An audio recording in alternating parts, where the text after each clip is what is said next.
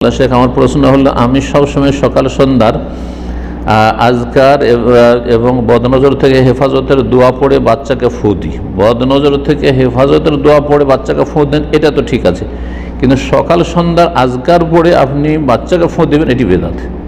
এটি বেদাত, এর আগেও সতর্ক সাবধান করেছি, না এরকম কাজ করবেন না। এগুলি হচ্ছে ইস্তেহসান, ভালো মনে। আর বেদাত তো এভাবেও হয়, ভালো মনে করে ধর্ম পালন করা, দলিল নেই কিন্তু ভালো লাগছে, নিজের চাইতে বেশি মায়া আমার ছেলে মেয়ের ওপর, সুতরাং আমি নিজের জিকির আজকার বাদ দিই আর নিজের আজকার নিজের জন্য সেটা আমি ভুলে গিয়ে আমি আমার বাচ্চাকে, আমার ছেলে মেয়েকে, আমার প্রিয়জনকে আমি দম করব, ফু দেব সকাল সন্ধ্যার জিকির দিয়ে, এটি একটি বেদাত।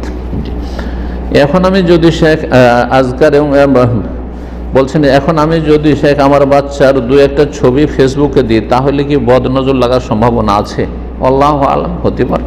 জি, আপনি দোয়া পড়ছেন সেই জন্য বদনজর লাগবে না এমন তো নিশ্চয় দেওয়া যাবে না, তবে দোয়া পড়ে ফুক দেওয়া, বদনজর হেফাজতের দোয়া পড়ে ফু দেওয়া অথবা দোয়া পড়া, ওই রকম বেকালিমাতিল্লাহি তাম্মা মিন কুল্লি শাইতানি ওয়া হাম্মা মিন কুল্লি আইনিল লাম্মা, আশা করা যার মাধ্যমে সুরক্ষা হাসিল করবে আপনি যেই ক্ষেত্রে বা যার ক্ষেত্রে আপনি দোয়া পড়ছেন।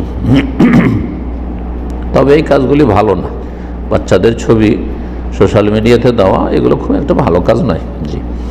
ومن أحسن قولا ممن دعا إلى الله وعمل صالحا وقال إنني من المسلمين